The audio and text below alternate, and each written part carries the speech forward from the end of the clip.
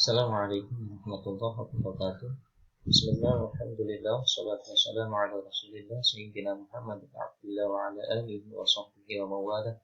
Allahumma akhrijna min dhulumatil wahmi wa akrimna bi nuril fahmi waftah alaina bi ma'rifatil ilmi wa sahhil akhlaqana bil hilmi waj'alna mimman yastami'una al-qawla fayattabi'una ahsana. Allahumma zidna bil ilmi wa zayyinna bil hilmi wa akrimna bil taqwa wa jamilna bil afiyah. Amma ba'd. Bapak Ibu dan teman-teman sekalian yang saya hormati, pada video sebelumnya kita sudah membahas dua maqasid syariah fil amwal, yaitu rawajul amwal dan wuduhul amwal. Kita lanjutkan pada video ini, yaitu tentang hifdzul amwal, atau dalam bahasa yang lain hifdzul mal. Kita tahu bahwa kulliyatul khamsah atau daruriyatul khamsah itu ada 5, yaitu hifdzuddin, kemudian hifdzun nafas, kemudian hifdzul aql, kemudian hifdzun nasl, dan yang terakhir adalah hifdzul mal. Hifdzul mal atau hifdzul amwal ini menjadi sesuatu yang sangat populer dibanding dengan dua maqasid syariah sebelumnya, yaitu rawajul amwal dan wuduhul amwal. Hifdzul mal menjadi salah satu tujuan syariat yang artinya adalah bahwa hifdzun atau melakukan proteksi terhadap harta yang kita miliki, ya. Tetapi dalam konteks maqasid syariah ini, hifdzul mal itu dilihat dari dua aspek, yaitu bagaimana hifdzul mal dilihat dari aspek positif, yang kedua dari aspek negatif, atau dalam aspek wujud dan dalam aspek ada, menafikan. Oke, kita bahas yang pertama, bahwa salah satu yang menjadi perhatian dalam konteks hifdzul mal atau menjaga harta itu adalah perencanaan dalam mendapatkan harta itu sendiri. Dalam bahasa yang lain itu husnul tadbir, dalam bahasa yang digunakan oleh Abdullah bin Bayyah. Husnul tadbir merupakan sesuatu yang penting dalam konteks bagaimana bisa mengumpulkan harta kepemilikan. Bahwa dalam konteks hifdzul amwal itu tidak hanya sekedar menjaga apa yang sudah ada, tetapi bagaimana bisa mendapatkan harta yang baru. Sehingga bagaimana cara mendapatkan harta yang baru itulah yang juga menjadi perhatian, ya, termasuk bagaimana perencanaan dalam konteks sumber pendapatan harta, sehingga melalui akad kepemilikan, ya. Misalnya kemudian hibah itu merupakan transaksi yang dilakukan oleh kedua belah pihak, di mana satu membebaskan hartanya untuk kepentingan pihak lain, sehingga pihak lain bisa memiliki harta tersebut. Sehingga dalam konteks ini maka sumber pendapatan harta itu menjadi sesuatu yang menjadi perhatian juga. Begitu juga sedekah, harta waris juga menjadi sebab seseorang itu memiliki harta. Bahkan jual beli juga demikian, menjadi sebab kepemilikan harta. Oleh sebab itu maka dalam konteks hifdzul mal itu juga memperhatikan bagaimana perencanaan dalam sumber mendapatkan harta itu sendiri. Ini yang pertama. Yang kedua, hifdzul mal juga memperhatikan bahwa keamanan harta itu harus diperhatikan, ya. Itu sebabnya maka keamanan harta itu menjadi aspek penting, sehingga dalam rangka terwujudnya keamanan kemudian disyariatkannya akad-akad yang memberikan jaminan keamanan kepada harta. Misalnya kemudian akad wadi'ah, di mana wadi'ah itu artinya akad menitipkan suatu barang kepemilikan dalam rangka untuk menjaga harta itu. Kita tahu bahwa Nabi Muhammad SAW itu sejak muda, sejak awal menjadi orang yang paling dipercaya di Mekah, sehingga tidak sedikit orang kafir Quraisy pun menitipkan hartanya kepada Nabi. Sehingga ketika beliau hijrah pun kemudian Sayyidina Ali tidak ikut hijrah ke Madinah dalam rangka untuk mengembalikan harta-harta titipan itu kepada pemiliknya, ya, termasuk juga wasiat. Kemudian dalam konteks keuangan atau perbankan syariah, misalnya ada akad yang disebut dengan safe deposit box, ya, di situ bagaimana bank mengijarahkan atau menyewakan sekota atau brankas, ya, dalam rangka untuk memberikan keamanan kepada harta si nasabah, sehingga dengan demikian maka keamanan harta itu menjadi tujuan dari syariah, sehingga menjadi aspek yang diperhatikan dalam konteks hifdzul amwal. Dan secara umum bahwa hifdzul amwal ini merupakan bagian yang tidak terpisah dari upaya untuk menjaga harta itu sendiri.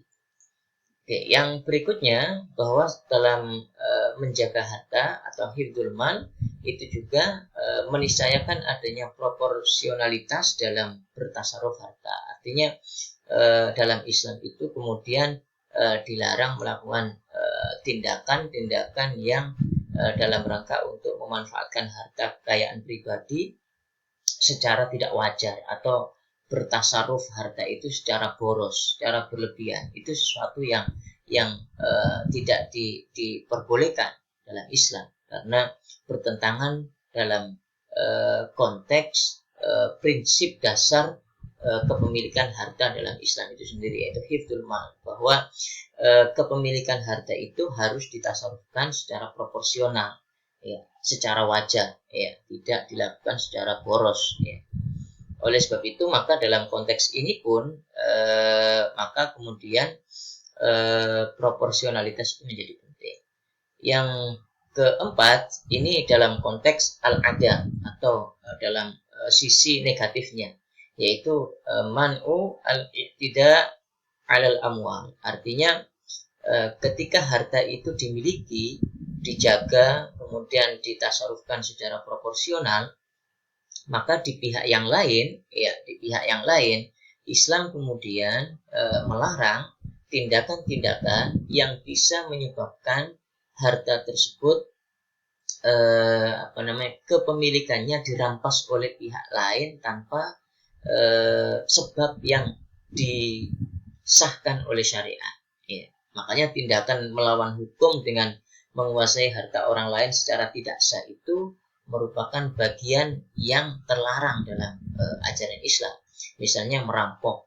Merampok itu artinya menguasai, mengambil milik orang lain, ya, secara paksa, sehingga kepemilikan orang lain tersebut kemudian beralih kepada si perampok, dan itu dilakukan secara tidak sah dalam konteks hukum Islam atau perpindahan kepemilikan, karena di sana ada aspek pemaksaan, ya. Kemudian mencuri, qat'ut thariq, ya, melakukan tindakan pembegalan di jalan dan sebagainya, sehingga semua praktek kejahatan yang berhubungan dengan harta, ya, yang bisa menghilangkan hak kepemilikan orang lain tanpa sebab yang sah, maka itu bagian dari bertentangan dengan maqasid syariah, sehingga dengan demikian maka itu dilarang dalam Islam, karena harta itu harus terjaga hak kepemilikannya, sehingga tidak boleh dikuasai orang lain tanpa sebab itu bertentangan dengan syariat, karena mencuri itu sesuatu yang dilarang.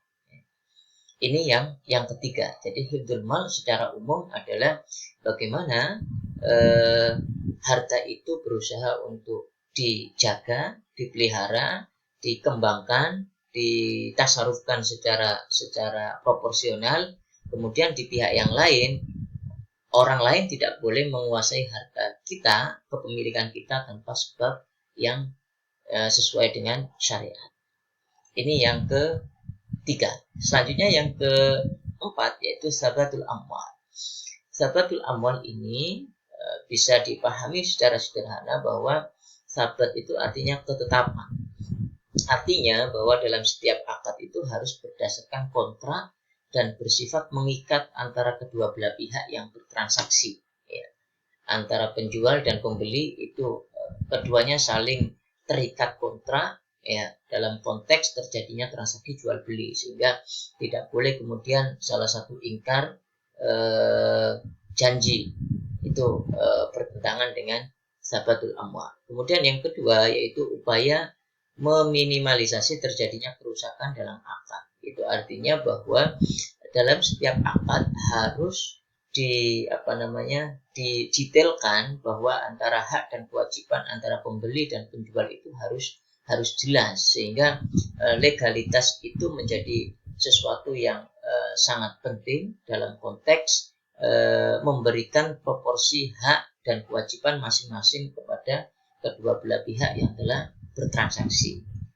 Yang ketiga, menjaga hak kepemilikan sehingga melahirkan kebebasan dalam bertasarruf harta. Artinya, orang yang memiliki kepemilikan harta secara penuh, maka dia memiliki kebebasan untuk mentasarrufkan hartanya.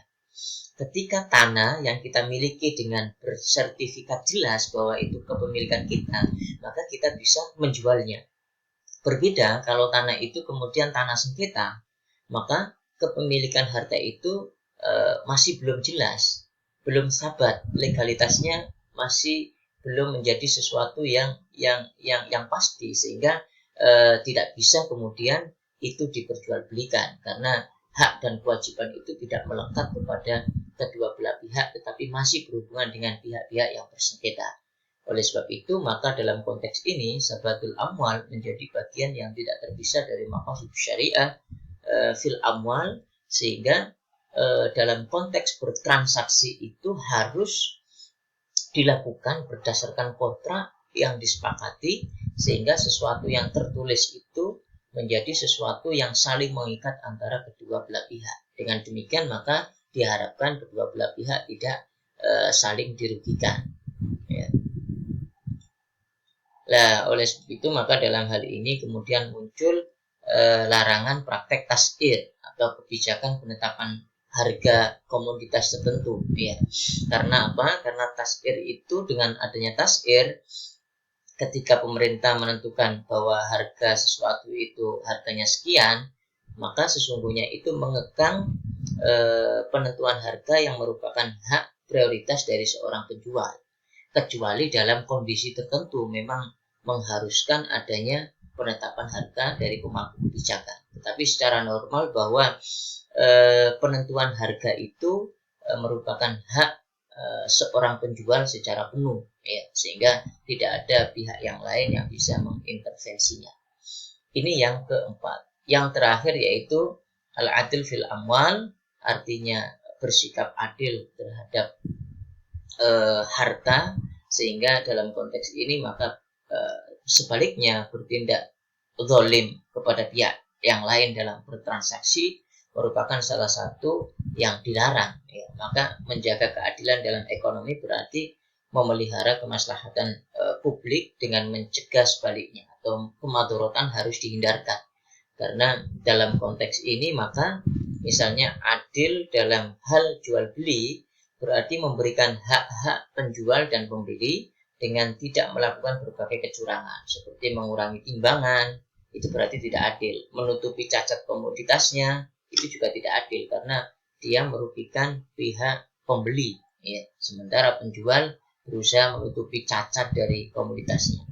Kemudian adil dalam konteks akad murabahah, misalnya pembagian untung rugi secara proporsional kepada kedua belah pihak. Shahibul mal dan mudharib harus proporsional dan memberikan keuntungan sesuai dengan yang disepakati. Demikian juga dalam konteks praktek muamalah yang tidak mencerminkan keadilan, misalnya praktek riba, di mana riba itu sangat mencekik debitur atau orang yang meminjam uang. Karena dengan demikian maka dalam Islam praktek riba itu dilarang.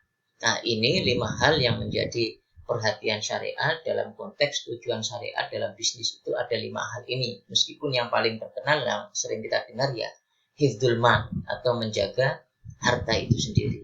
Nah, dalam konteks ini nanti prakteknya akan lebih jelas dalam aplikasi dan praktek-praktek akad yang lainnya.